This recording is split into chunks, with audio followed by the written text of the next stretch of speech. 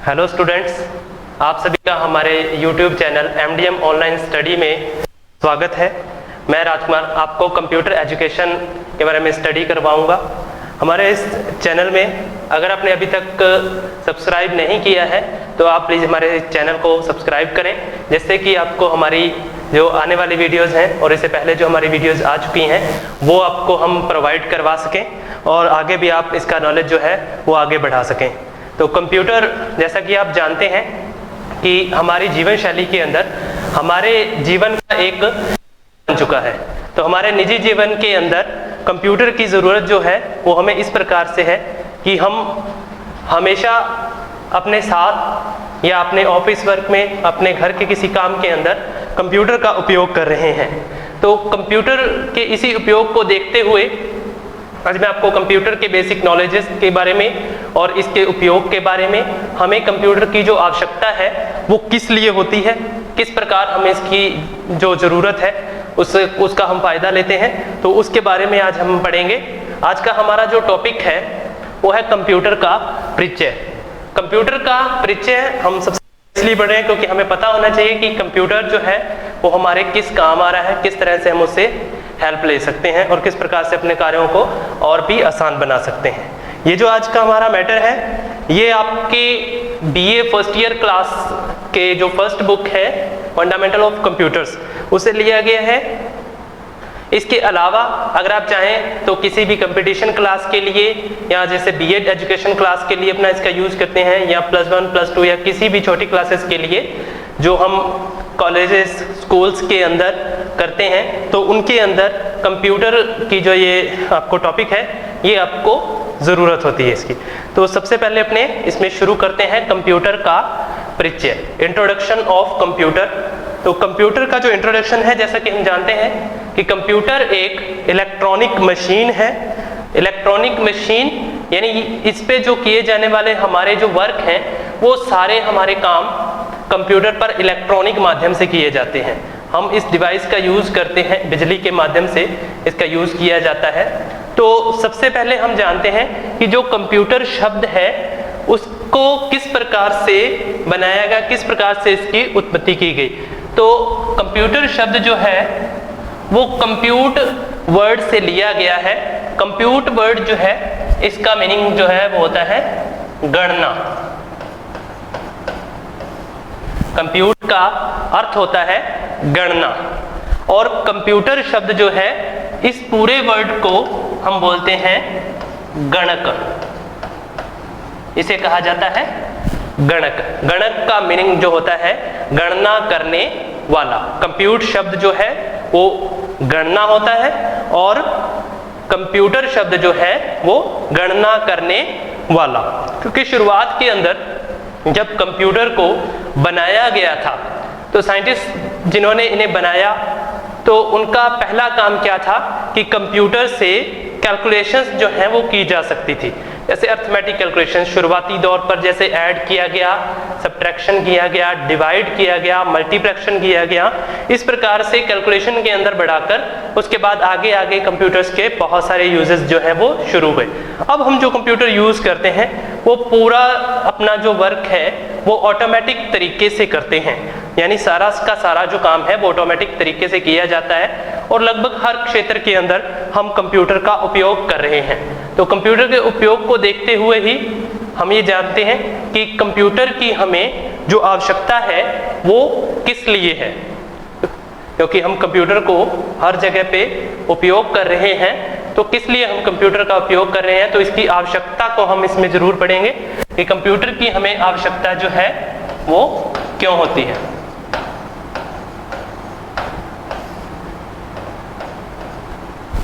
आवश्यकता यानी कंप्यूटर की हमें ज़रूरत किस लिए होती है। तो ये प्रश्न होता है कि आवश्यकता क्यों है। तो यहाँ हम ये देखते हैं कि कंप्यूटर की आवश्यकता हमें है तो इसके आसपास जो भी हमारा जो एरिया है जहाँ हम रहते हैं, अगर हम वो देखें तो इस प्रश्न का उत्तर हमें मिलता है कि हमारे आसपास की जो भी मशीनें हम यूज़ कर रहे हैं उनके अंदर लगभग सभी प्रकार के जो मशीनें यूज़ की जाती हैं उन्हें कंप्यूटर्स के माध्यम से उपयोग किया जा रहा है और कंप्यूटर के माध्यम से ही हमारे काम को आसान बनाया जा रहा है। तो इससे अपने पहला हमारा जो प्रश्न है कंप्यूटर की आवश्यकता क्यों, इसका हमें ये उत्तर मिलता है अपने आसपास के एरिया से। अब अपने इसे अगर एग्जाम्पल के तौर पर समझें तो सबसे पहले जैसे अपने एग्जाम्पल लेते हैं टेलीविज़न। टेलीविज़न आप सभी देखते हैं, तो उसमें प्रोग्राम जो हमें दिखाए जाते हैं, चाहे कोई न्यूज़ है, चाहे कोई टीवी चैनल या कोई ऐड है या किसी प्रकार की भी कोई जानकारी जो टेलीविज़न के माध्यम से हमें दी जाती है, तो वो सारी की सारी जो जानकारियां होती हैं वो हमें किस प्रकार प्रोवाइड करवाई जाती हैं, कंप्यूटर के माध्यम से उनको बनाया जाता है और उनको लोगों तक पहुंचाया जाता है। तो इसके बाद अपने जानते हैं कि मौसम की जानकारी, आज हम जब मौसम के बारे में कोई जानकारी लेते हैं कि किस प्रकार का मौसम रहेगा, किस प्रकार से अपने आगे के 10 दिन या 15 दिन या महीना किस तरह से अपना निकलेगा, ये बीतेगा, उस प्रकार से जानकारियां जो हैं वो मौसम की जानकारी भी हमें कंप्यूटर के माध्यम से मिलती है। वैज्ञानिकों द्वारा कंप्यूटर का इस्तेमाल किया जाता है मौसम के हाल को जानने के लिए। उसके बाद हम जो भी वर्क करते हैं, जैसे एक मैं आपको बता रहा हूँ एग्जाम्पल, बैंकिंग। बैंक में हम जाते हैं तो देखते हैं कि बैंक के अंदर यूज जो किया जाता है वो पूरी तरह से कंप्यूटर पर निर्भर होता है।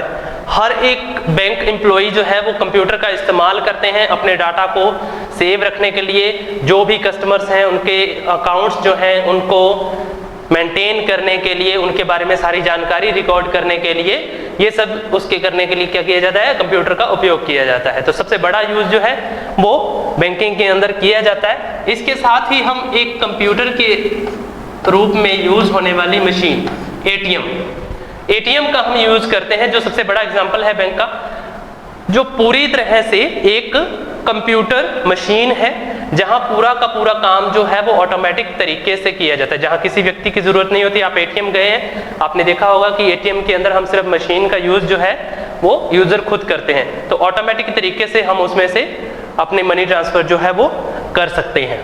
तो ये जो है एक मेन यूज है एटीएम, बैंकिंग, ये इसके मेन एग्जांपल है जिसके लिए हमें कंप्यूटर की जरूरत होती है। इसके अलावा अगर अपने देखें तो लगभग हर क्षेत्र के अंदर कंप्यूटर का उपयोग किया जाता है। जैसे बस स्टॉप पर यूज किया जाता है टिकट्स बुकिंग के लिए, इसके साथ रेलवे पे भी कंप्यूटर का यूज किया जाता है, एयरपोर्ट पर कंप्यूटर का उपयोग किया जाता है, फ्लाइट्स के टाइम को मेंटेन करने के लिए, उनके फ्लाइट्स को जाने या आने का जो टाइमिंग होती है, अराइवल होता है, डिपार्चर होता है, देखने के लिए।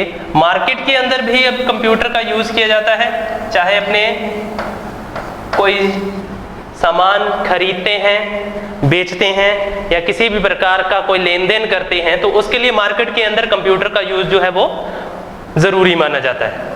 ठीक है, इस प्रकार से ये हमारी कंप्यूटर की आवश्यकता है, जिसे अपने अब समझ गए हैं कि कंप्यूटर की आवश्यकता हमें होती है, क्योंकि लगभग हमारा जो कार्य होता है वो सारा कंप्यूटर के माध्यम से ही किया जा रहा है।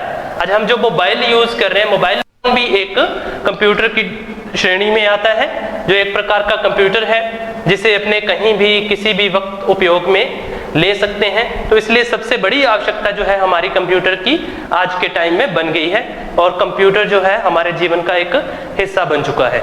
अब कंप्यूटर जो है हम यूज करते हैं, इसकी हमने आवश्यकताओं को पढ़ा कि हमें इसकी जरूरत क्यों है और इसकी जरूरत हमें पड़ी है तो किस वजह से। तो इसकी कुछ विशेषताएं हैं, कुछ इसके फीचर्स हैं जिनकी वजह से हम कंप्यूटर का उपयोग कर रहे हैं। कंप्यूटर का उपयोग करना, क्योंकि कोई भी मशीन जब अपने उपयोग करते हैं, कोई भी यूजर किसी मशीन को यूज करता है तो वो पहले देखता है कि वो उसकी जरूरत की है या नहीं, जो उसको विशेषताएं चाहिए वो उसमें उपलब्ध हैं या नहीं। तो इसीलिए कंप्यूटर की विशेषताओं को इसमें हमने पढ़ना है। कंप्यूटर की जो विशेषताएं हैं वो मेनली कितने प्रकार की हैं वो हम यहाँ पढ़ेंगे।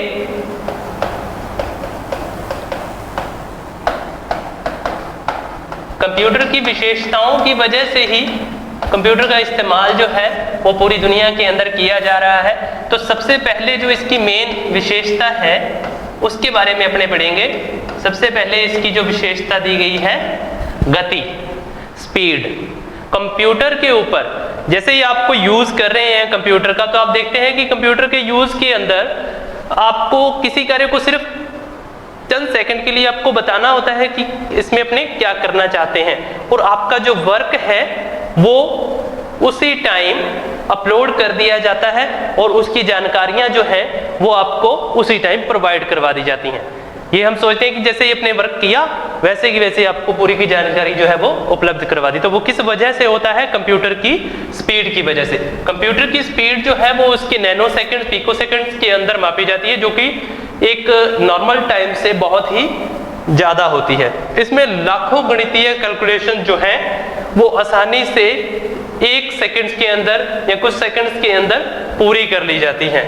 एग्जाम्पल के लिए अपने अगर देखें कि कंप्यूटर के अंदर अगर आपने 440 इंटू 56 से आप अगर इसे मल्टीप्लाई करें तो हमें मैन्युअली अगर इसमें किया जाए तो इसमें लगभग हमें 1 से 2 मिनट का टाइम लगता है। अगर इस कैलकुलेशन को हम मैन्युअली करें तो 1 से 2 मिनट का टाइम हमें इसमें लगता है कैलकुलेशन को करने के लिए। अब इसी कैलकुलेशन को अगर अपने कैलकुलेटर के माध्यम से करें तो कैलकुलेटर जो है वो इस कैलकुलेशन को करने में जो टाइम लेता है वो टाइम 5 सेकंड तक का हो सकता है। लगभग 5 सेकंड के अंदर आपकी यही कैलकुलेशन जो है वो कैलकुलेटर द्वारा कर दी जाती है। अब यहाँ अगर अपने कंप्यूटर की बात करें तो कंप्यूटर में अगर एक मॉडर्न कंप्यूटर में हम इस कैलकुलेशन को करते हैं तो इस कैलकुलेशन को करने वाला समय जो होगा उसको अपने काउंट करते हैं। तो ऐसी कैलकुलेशंस जो हमने मैन्युअली 1 या 2 मिनट में करनी है, कैलकुलेटर से 5 सेकंड में करनी है, ऐसी बहुत सारी कैलकुलेशंस लगभग 80 लाख कैलकुलेशंस, लगभग 80 लाख कैलकुलेशंस जो हैं वो हम एक साथ कुछ सेकंड्स के अंदर ही पूरी कर सकते हैं। तो इतनी स्पीड के साथ वर्क किया जाता है कंप्यूटर का, तो ये इसकी मेन जो है विशेषता मानी जाती है जिस वजह से कंप्यूटर का यूज होता है। यानी जो काम बहुत घंटों के अंदर होने वाला था या बहुत महीनों के अंदर होने वाला था उसको कुछ मिनटों के अंदर ही कंप्लीट कर लिया जाता है कंप्यूटर के माध्यम से और जल्दी काम को निपटा लिया जाता है। बहुत सारे यूजर लगते हैं, अगर अपने मैन्युअली किसी काम को पूरा करने के लिए लगाते हैं तो उसके लिए बहुत सारे व्यक्तियों की जरूरत होती है, बहुत सारे उसमें यूजर्स और बहुत सारी चीजें और बहुत सारे टाइम की जरूरत होती है। लेकिन यहाँ हमें कंप्यूटर की वजह से, इसकी स्पीड की वजह से हमें जो टाइमिंग जो है हमारी बहुत कम हो जाती है। तो ये थी हमारी कंप्यूटर की पहली विशेषता, गति। स्पीड के बाद दूसरी जो विशेषता हमारी आती है, इसमें आती है स्वचालन, जिसे अपने ऑटोमेशन भी कहते हैं, स्वचालन या ऑटोमेशन।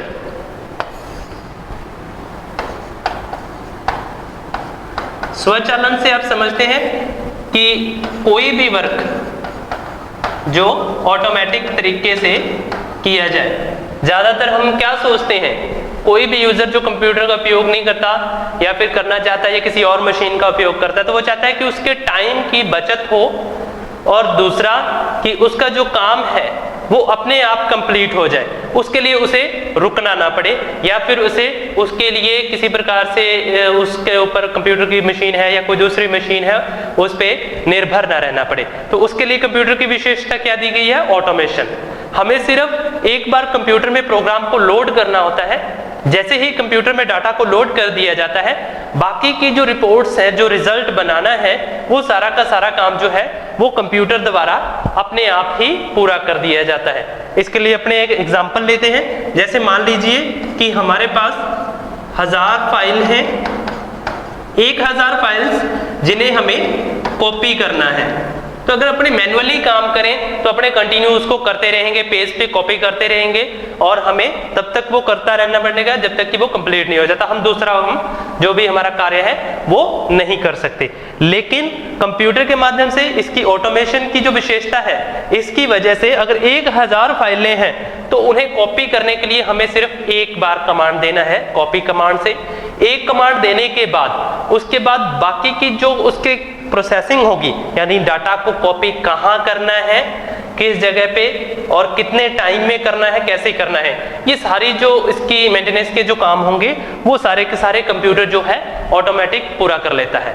अगर हमने कॉपी की कमांड दी हुई है तो हम चाहें तो अपना दूसरा काम जो है कोई भी कर सकते हैं। जैसे ही आपका कॉपी का काम कंप्लीट हो जाएगा वैसे ही ऑटोमेटिक इसका एक मैसेज हमें शो हो जाता है कि आपका जो वर्क आपने शुरू किया था वो कंप्लीट हो चुका है। तो इस तरह से ऑटोमेशन के माध्यम से भी एक विशेषता जो है इसकी कंप्यूटर की जुड़ी है। इसके बाद जो नेक्स्ट हमारी इसमें विशेषता आती है, जैसे पहली विशेषता इसकी गति हो गया, दूसरी विशेषता इसकी स्वचालन हो गया, और उसके बाद अपने इसकी जो विशेषता है तीसरी विशेषता उसके बारे में अपने बात करते हैं। तीसरी विशेषता इसकी मेन जो है एक्यूरेसी। एक्यूरेसी का मतलब शुद्धता। जब कंप्यूटर पर कोई भी काम किया जाता है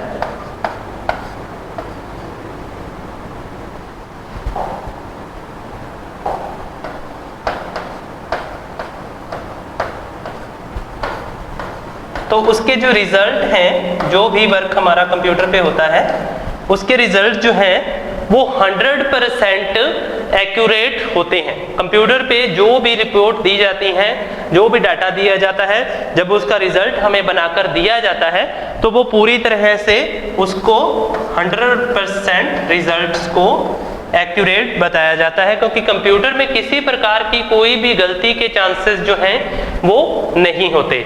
अगर अपने मैनुअली कोई काम करें, मान लीजिए अपने 10 अंकों का कोई जोड़ अगर करते हैं, कोई 10 अंकों की कैलकुलेशन करते हैं, तो उसे करने के लिए क्या करते हैं कि उसमें बहुत सारा टाइम भी लगता है और उसमें गलतियां होने के जो चांसेस हैं वो बहुत हो जाते हैं। तो यहाँ हम क्या देखते हैं, कंप्यूटर का इस्तेमाल करते हैं। कंप्यूटर के इस्तेमाल से हमारे गलती के जो चांसेस हैं वो 0% हो जाते हैं। यानी लगभग जो हमारा काम जो है वो अगर हम कंप्यूटर पर करें तो 100% सही रिजल्ट हम प्राप्त करते हैं। तो इसलिए एक शुद्धता, एक्यूरेसी जो है एक कंप्यूटर की विशेषता होती है जो हमारे इस काम में जरूरी है। उसके बाद आते हैं अपने नेक्स्ट इसकी विशेषता पर। उसके बाद विशेषता जो है इसकी हाई स्टोरेज कैपेसिटी।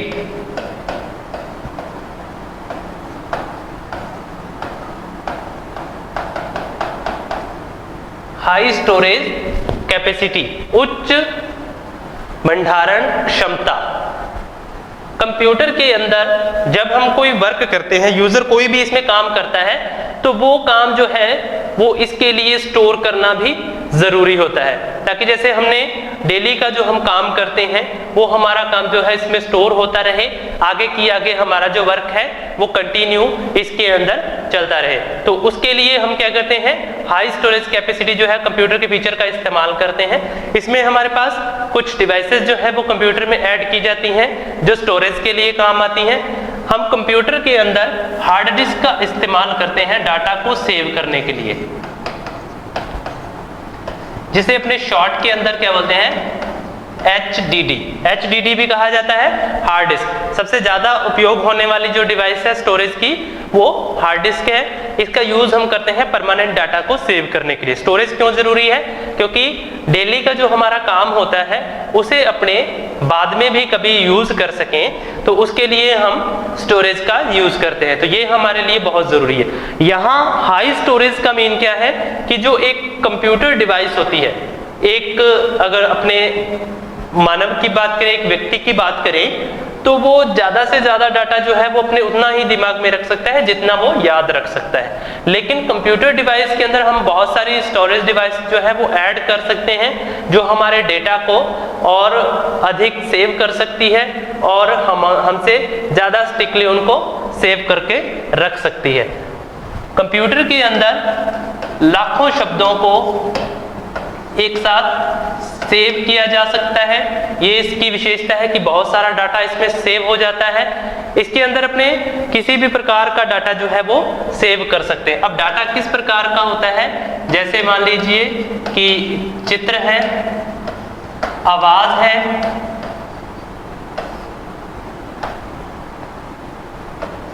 कोई फाइल्स हैं, तो उनको एक साथ अपने एक जगह पे सेव करके रख सकते हैं। सभी प्रकार का जो डाटा है वो कंप्यूटर के अंदर सेव किया जा सकता है। तो हाई स्टोरेज कैपेसिटी जो है वो इसकी एक विशेषता है जिस वजह से इसका यूज किया जाता है। उसके बाद चलते हैं अपने इसकी नेक्स्ट विशेषता पे। इसके आगे जो हम कंप्यूटर की विशेषता का यूज करेंगे वो है नंबर 5, सार्वभौमिकता। सार्वभौमिकता जिसे हम वर्सैटिलिटी भी बोलते हैं। वर्सैटिलिटी, सार्वभौमिकता का यहां मैं आपको अर्थ बताना चाहूंगा। सार्वभौमिकता का मतलब ये होता है कि एक ऐसी डिवाइस जिसपे अपने हर प्रकार के या लगभग सभी प्रकार के वर्क जो है वो कर सकते हैं। सार्वभौमिकता इसी विशेषता की वजह से ही आज कंप्यूटर जो है वो पूरी दुनिया के अंदर उपयोग किया जा रहा है। हर एक व्यक्ति, हर एक यूजर जो छोटे से छोटे काम के लिए भी कंप्यूटर का इस्तेमाल कर रहा है, वो किस वजह से कर रहा है? सार्वभौमिकता। क्योंकि कोई एक व्यक्ति जो है वो किसी एक काम के अंदर स्पेशलिस्ट होता है। किसी को बिजनेस करना है, किसी को एजुकेशन के लिए करना है, किसी को रिसर्च करना है। तो कंप्यूटर जो है वो अपने पास हर प्रकार के गुण जो है, हर प्रकार की विशेषता रखता है हर प्रकार के कार्य को करने के लिए। तो इसमें हम हर प्रकार के कार्यों को आसानी से और जल्दी पूरा कर सकते हैं और इसी वजह से हर एक व्यक्ति द्वारा अपने बिजनेस के लिए, अपने व्यवसाय के लिए कंप्यूटर का इस्तेमाल किया जाता है। ये सार्वभौमिकता। सार्वभौमिकता के बाद इसमें आता है कर्मठता। नेक्स्ट जो इसकी विशेषता है कर्मठता।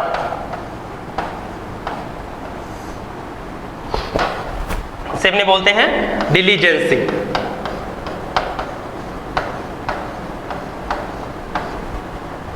डिलीजेंसी या कर्मठता। कर्मठता का यहां अर्थ क्या है? एकनिष्ठ।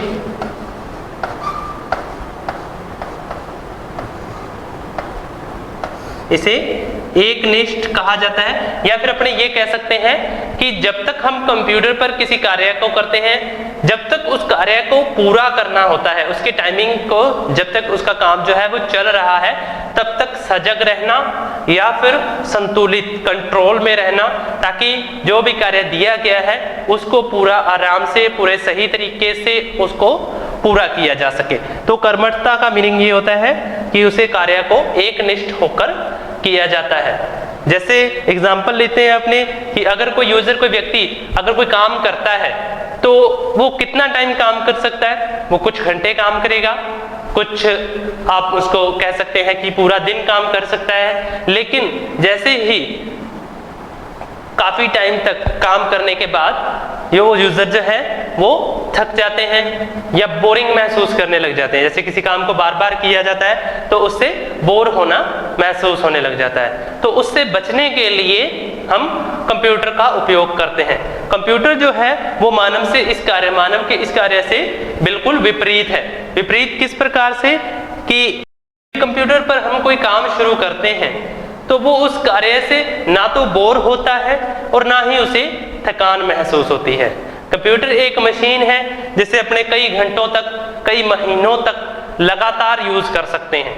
और कंप्यूटर की कर्मठता की वजह से, उसकी एकनिष्ठ होने की वजह से जो शुरुआत के अंदर कंप्यूटर के जो रिजल्ट आते हैं, जब हम उस पर डाटा भेजना या अपना वर्क करना शुरू करते हैं, तो उसके बाद से लगभग आगे जितना भी हम काम करते हैं, एंड तक का जो काम है वो पूरी निष्ठा के साथ कंप्यूटर द्वारा पूरा किया जाता है। तो इसलिए कंप्यूटर जो है वो एक कर्मठ मशीन होती है जो यूजर के दिए हुए डाटा को तब तक चलाता है जब तक उसकी जरूरत होती है। तो उसके बाद सबसे लास्ट विशेषता के बारे में हम बात करते हैं। सबसे लास्ट में जो विशेषता आती है, इन सभी विशेषताओं के कारण जो विशेषता हम यूज कर रहे हैं, अभी तक विशेषताओं को हम पढ़ चुके हैं। विशेषताएं मिलकर एक विशेषता बनाती हैं, वो है विश्वसनीयता।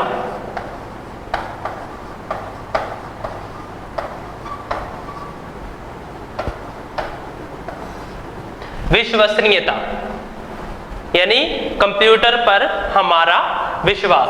हमने जो ऊपर जो भी विशेषताएं इसमें पढ़ी हैं, कंप्यूटर की गति है, कंप्यूटर की स्टोरेज की स्पीड है, कंप्यूटर की कर्मठता है, कंप्यूटर की इसमें वर्सेटिलिटी है, कंप्यूटर की हाई स्टोरेज कैपेसिटी है, इन सभी विशेषताओं को मिलकर ये विशेषता इसमें आती है विश्वसनीयता। विश्वसनीयता, कंप्यूटर पर हमारा विश्वास, यानी कोई भी बिजनेसमैन जब कंप्यूटर पर कार्य करता है तो उसको कंप्यूटर पर अपना पूरा विश्वास होता है कि वो जिस प्रकार का कार्य करवाना चाहते हैं वैसा कार्य कंप्यूटर द्वारा किया जाएगा, और कंप्यूटर जो है जितना टाइम वो यूज करना चाहते हैं उतना टाइम उसका यूज भी कर सकते हैं। जो डाटा वो अपना सेव रखना चाहते हैं वो पूरी तरह से इसमें सिक्योर भी रहेगा। तो हर प्रकार से यूजर जो है वो इस पे विश्वास करते हैं। तो इसलिए हर प्रकार का जो बिजनेसमैन है जो कंप्यूटर पर वर्क कर रहा है वो क्या है, कंप्यूटर पर अपना विश्वास जो है वो पूरा बना सकता है। इसी वजह से इसकी लास्ट जो विशेषता रखी गई है वो विश्वसनीयता रखी गई। तो इस प्रकार से हमने जो इसमें अभी रीड किया है कंप्यूटर की विशेषताएं। कंप्यूटर की विशेषताएं जो मैंने आपको साथ बताई है, इन्हीं की वजह से आज पूरी दुनिया के अंदर कंप्यूटर का यूज जो है वो बड़े पैमाने पर किया जा रहा है। इन विशेषताओं की वजह से हम कंप्यूटर पर पूरी तरह से निर्भर हैं, यानी कि कभी भी किसी भी प्रकार का अगर अपने कार्य कोई करना है तो हम अपने कंप्यूटर की हेल्प लेते हैं। तो ये थी कंप्यूटर की विशेषताएं। इसके बाद हम देखते हैं कि किसी भी मशीन को जब बनाया जाता है तो उसकी कुछ ना कुछ लिमिटेशंस होती हैं, उसकी कुछ ना कुछ सीमाएं होती हैं। जैसे आप किसी भी प्रकार का कोई भी डिवाइस ले लो, कोई भी मशीन ले लो, तो उस पर जब अपने किसी कार्य करते हैं या तो वो किसी स्पेशल वर्क के लिए होती है या फिर वो उतना ही कार्य कर सकती हैं जितना कि उनके द्वारा संभव होता है। तो यहाँ हम आगे बात करेंगे कंप्यूटर की लिमिटेशंस के बारे में, कंप्यूटर की सीमाएं। कंप्यूटर जो कार्य कर सकता है वो हमने यहाँ उसकी विशेषताओं में देखा। अब कंप्यूटर के अंदर किस प्रकार के कार्य जो हैं वो नहीं हो सकते, या फिर किस प्रकार के जो ऐसे कार्य हैं जिन्हें करने में हमें कंप्यूटर द्वारा प्रॉब्लम्स रहती हैं। इन्हें हम हानियां नहीं कह सकते, लेकिन अगर अपने विचार करें कंप्यूटर की जो हानियां हैं या कमियां हैं उन्हें ढूंढना बहुत मुश्किल है, क्योंकि कंप्यूटर द्वारा गलती के चांसेस जो हैं वो बहुत ही कम या ना के बराबर होते हैं। लेकिन इसके ऊपर अपने अगर विचार करें तो कुछ ऐसी लिमिटेशंस जो हैं वो हर डिवाइस की तरह कंप्यूटर के अंदर भी हमें दिखाई देंगे। तो इसमें सबसे पहले अपने पढ़ते हैं कंप्यूटर की सीमाएं जो हैं वो कितने प्रकार की हैं, और कंप्यूटर की ये जो सीमाएं हैं वो किस प्रकार से दिखाई गई हैं इसमें। तो कंप्यूटर की जो सीमाएं हैं उनके बारे में सबसे पहले अपने पढ़ते हैं कि कंप्यूटर की सबसे पहली जो इसमें कमी या अपने लिमिटेशन कह सकते हैं वो क्या है, बुद्धिमत्ता की कमी।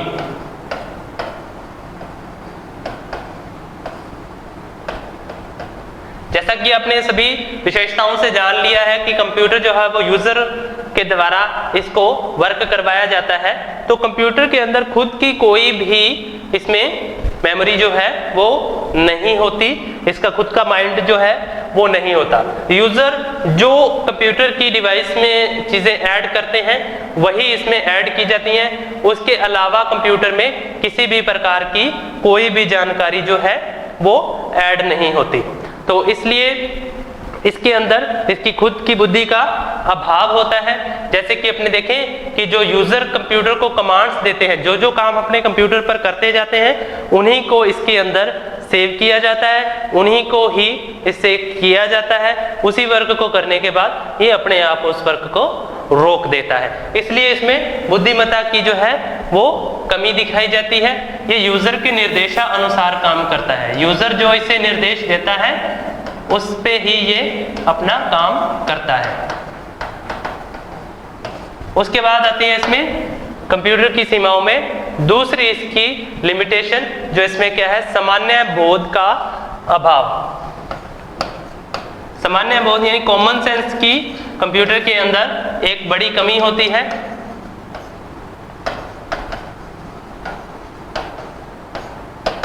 कंप्यूटर पर जो भी कार्य किए जाते हैं ये सिर्फ उतना ही कार्य करता है जितना यूजर इसको बताता है, जितना यूजर द्वारा कंप्यूटर को निर्देश दिया होता है उतना ही काम जो है वो कंप्यूटर द्वारा किया जाता है।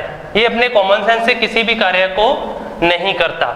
इसके लिए जैसे अपने एक एग्जांपल लेते हैं कि कंप्यूटर जो है वो हमारा एक मूर्ख नौकर की तरह होता है, जिससे अपने किसी कार्य को अगर करवाएं तो जितना उसको बताया जाता है वो उतना ही कार्य करता है। कि अगर किसी अपने नौकर को बताएं कि बाजार जाओ और सब्जी लाना, तो वो उतना ही काम करेगा। उससे हमने कहा कि बाजार जाओ, तो वो बाजार जाएगा, सब्जी लेगा, लेकिन वापस घर नहीं आएगा, क्योंकि हमने उसे ये बताया ही नहीं कि बाजार जाओ, जाकर सब्जी लेकर वापस आओ। तो इस तरह से कंप्यूटर जो है अपने कॉमन सेंस से ऐसा कुछ भी नहीं सोचता। तो ये भी इसकी एक लिमिटेशन है कि जितना यूजर कंप्यूटर को बताएगा उतना ही काम जो है वो इसके द्वारा किया जाता है। इसके बाद हम आते हैं इसकी तीसरी लिमिटेशन और लास्ट, जिसमें आत्मरक्षा का अभाव। कंप्यूटर जो है वो अपनी खुद की सुरक्षा जो है वो नहीं कर सकता।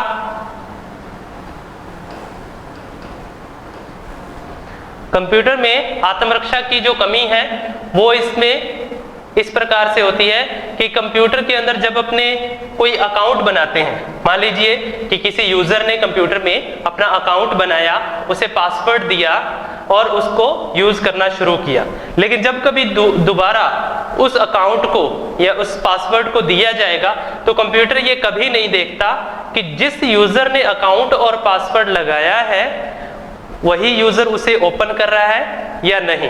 वहां सिर्फ क्या देखा जाता है कंप्यूटर द्वारा कि अकाउंट जो दिया जा रहा है वो सही है या नहीं, और अकाउंट पर जो पासवर्ड दिया जा रहा है वो सही है या नहीं। तो दो चीजें ही इसके द्वारा देखी जाती हैं, ये नहीं देखा जाता कि कौन सा यूजर उसे यूज कर रहा है। ऐसा ही एग्जाम्पल अपने एक एटीएम का लेते हैं। एटीएम मशीन जो है वो पूरी तरह है एक कंप्यूटर है। यहां हम एटीएम यूज करते हैं और पासवर्ड का यूज करते हैं। तो एटीएम मशीन द्वारा ये चेक नहीं किया जाता कि जो एटीएम हम यूज कर रहे हैं, जो कार्ड हम यूज कर रहे हैं, वो कार्ड उसी यूजर का है जिसके पास एटीएम जो चला रहा है, और जो पासवर्ड दिया जा रहा है वो उसी द्वारा दिया जा रहा है या नहीं। वहां क्या चेक किया जाता है कि जो कार्ड एटीएम में दिया गया है उसका पासवर्ड सही है या नहीं। तो यहाँ कंप्यूटर अपनी आत्मरक्षा जो है वो नहीं कर सकता, ये भी इसका अभाव है।